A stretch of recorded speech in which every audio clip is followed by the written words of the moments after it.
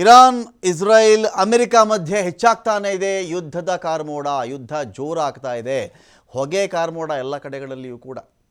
ಕ್ಷಿಪಣಿಗಳ ದಾಳಿ, ಬಾಂಬ್ಗಳ ದಾಳಿ ಎಲ್ಲ ಆದಮೇಲೆ ಎಲ್ಲಿ ನೋಡಿದ್ರು ಆ ಭಾಗದಲ್ಲಿ ಬೆಂಕಿ ಮತ್ತು ಹೊಗೆ ನಿಮಗೆ ಕಾಣಿಸ್ತಾ ಇದೆ. ಇನ್ನೊಂದು ಕಡೆ ಗಾಯಗೊಂಡವರ ಚೀರಾಟ, ಅನೇಕ ಹೆಣಗಳು ಎಲ್ಲ ಕಡೆ ಅವೇ ಕಾಣಿಸ್ತಾ ಇದೆ. ಅಲ್ಲಿ ಇರಾನ್ನ ಸುಪ್ರೀಂ ಲೀಡರ್ ಖಮೇನಿ ಹತ್ಯೆ ಬಳಿಕ ಮಗನಿಗೆ ಪಟ್ಟ ಕಟ್ಟಲಾಗ್ತಾ ಇದೆ. ಖಮೇನಿಯ 56 ವರ್ಷದ ಪುತ್ರ ಮುಜ್ತಬಾ ಖಮೇನಿ ಆಯ್ಕೆಯಾಗಿರೋದು ಉತ್ತರಾಧಿಕಾರಿಯಾಗಿ. ಇರಾನ್ನ ಶಿಯಾ ಧಾರ್ಮಿಕ ಪಂಡಿತರ ಸಂಸ್ಥೆಯಿಂದ ಆಯ್ಕೆ. ನಿಮಗೆ ಇರಾನ್ ನಾಯಕ ಖಮೇನಿ ವಿಚಾರದಲ್ಲಿರ್ತಕ್ಕಂಥ ಪ್ರಶ್ನೆ ಏನು ಅಂತ ಹೇಳಿದ್ರೆ, ವಿಶ್ವದಲ್ಲಿ ಬಹುತೇಕರು ಸುನ್ನಿ ಮುಸ್ಲಿಮರೇ ಇರೋದು, ಶಿಯಾ ಮುಸ್ಲಿಮರು ಕಡಿಮೆ ಅಂತ ಹೇಳ್ತಾರೆ. ಇರಲಿ, ಅದೊಂದು ಭಾಗ. ಈ ಶಿಯಾ ಮುಸ್ಲಿಮರು ಅಂತ ಬಂದಾಗ ಶಿಯಾ ಪಂಗಡದವರು ನಿರ್ವಿವಾದವಾಗಿ ತಮ್ಮ ಅತಿ ದೊಡ್ಡ ನಾಯಕ ಅಂತ ಒಪ್ಪಿಕೊಳ್ಳುವ ನಾಯಕ ಯಾರಿದ್ದಿದ್ದು ಅಂತ ಹೇಳಿದ್ರೆ ಅದು ಖಮೇನಿ, ಅಯಾತುಲ್ಲಾ ಅಲಿ ಖಮೇನಿ.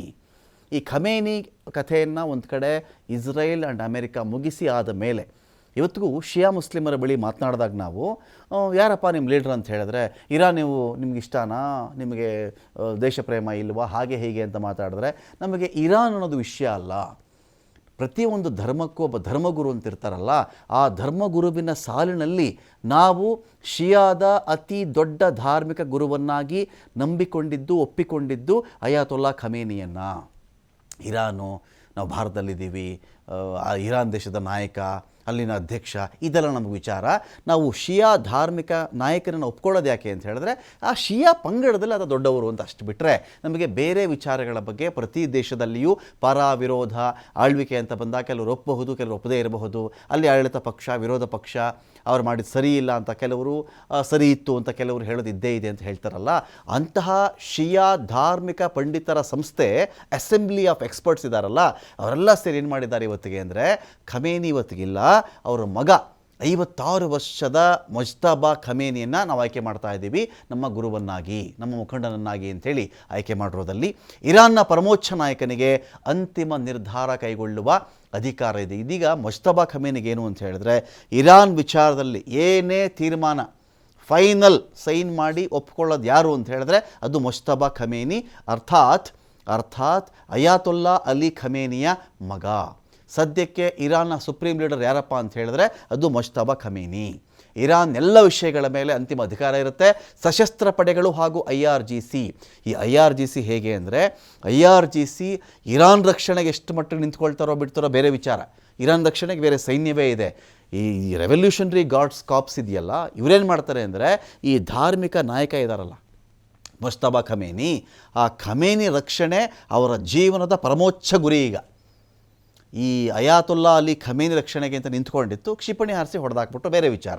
ಈಗ ಮುಜ್ತಬಾ ಖಮೇನಿ ರಕ್ಷಣೆ ಮಾಡುವುದು ಯಾರ ಕೆಲಸ ಅಂತ ಹೇಳಿದ್ರೆ ಅದು IRGC. ಬರೀ ಇರಾನ್ ಅಧ್ಯಕ್ಷ, ಇರಾನ್ ಮುಖ್ಯಸ್ಥ ಅಂತ ಅವ್ರನ್ನ ಸೆಕ್ಯೂರಿಟಿ ಮಾಡಲ್ಲ. ಅವ್ರನ್ನ ಧಾರ್ಮಿಕ ಗುರು, ಶಿಯಾದ ಪರಮೋಚ್ಚ ನಾಯಕ ಅಂಥೇಳಿ ಅವ್ರನ್ನ ಕಂಟ್ರೋಲ್ ಮಾಡೋದು. ಇದಕ್ಕೆ ಅಂತ ಅಯಾತುಲ್ಲಾ ಖಮೇನಿ ಕಾಲದಿಂದಾನು ಕೂಡ IRGCಗೆ ಬೇಕಾಗಿರ್ತಕ್ಕಂಥ ಸವಲತ್ತುಗಳನ್ನು, ಒಂದು ಸಂಸ್ಥೆಯನ್ನೇ ಅವರು ಕೊಟ್ಟುಬಿಟ್ಟಿದ್ದಾರೆ.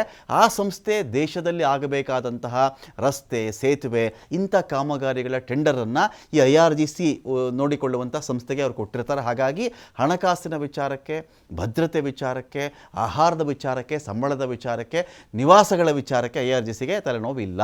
ಹಾಗಾಗಿ IRGCಯ ಮೇಲೂ ಕೂಡ ಇದೀಗ ಮುಜ್ತಬಾ ಖಮೇನಿ ಅಧಿಕಾರ ಇರುತ್ತೆ. ಮುಜ್ತಬಾ ಖಮೇನಿ ಯಾರಪ್ಪ? ಅಲಿ ಖಮೇನಿಯ ಎರಡನೇ ಪುತ್ರ, ಎರಡನೇ ಮಗ ಮುಜ್ತಬಾ ಖಮೇನಿ. ಪೂರ್ಣ ಹೆಸರು ಮುಜ್ತಬಾ ಹುಸೈನಿ ಖಮೇನಿ ಅಂತ. ಸೆಪ್ಟೆಂಬರ್ 8, 1969ರಲ್ಲಿ ಜನಿಸಿರೋದು ಮುಜ್ತಬಾ ಖಮೇನಿ. ಅಪರೂಪಕ್ಕೆ ಸಾರ್ವಜನಿಕವಾಗಿ ಕಾಣಿಸ್ಕೊಳ್ಳೋದು ಅಷ್ಟೇ, ತುಂಬ ಪಬ್ಲಿಕ್ ಅಪಿಯರೆನ್ಸಸ್ ಕಡಿಮೆ, ಆಚೆ ಬಂದು ಕಾಣಿಸ್ಕೊಳ್ಳಲ್ಲ ಈ ವ್ಯಕ್ತಿ. 2009ರಲ್ಲೇ ಅಂತೆ ಕೊನೆ ಬಾರಿ ಈ ಮನುಷ್ಯನ ನೋಡಿದ್ದೀವಿ ಅಂತ ಹೇಳಿರೋದು 2009.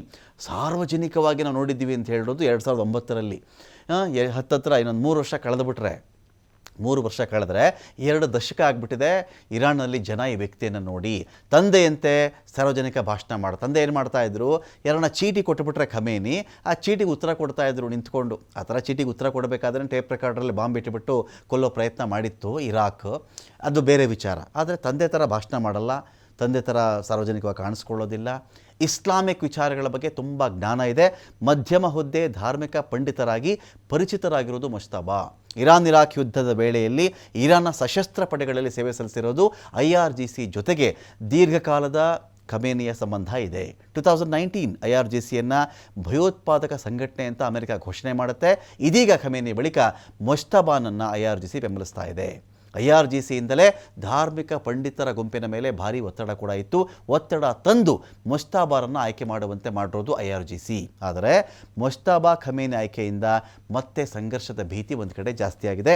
ವಂಶ ಪಾರಂಪರ್ಯ ಆಡಳಿತವನ್ನು ಟೀಕಿಸ್ತಾ ಇದ್ದದ್ದು ಇಸ್ಲಾಮಿಕ್ ರಿಪಬ್ಲಿಕ್ ರಾಜಶಾಹಿಗೆ ಪರ್ಯಾಯ ವ್ಯವಸ್ಥೆಯಾಗಿದೆ ಅಂತ ಹೇಳಿ ಇಸ್ಲಾಮಿಕ್ ರಿಪಬ್ಲಿಕ್ ಒಂದು ಕಡೆ ಮಾತಾಡ್ತಾ ಇದೆ.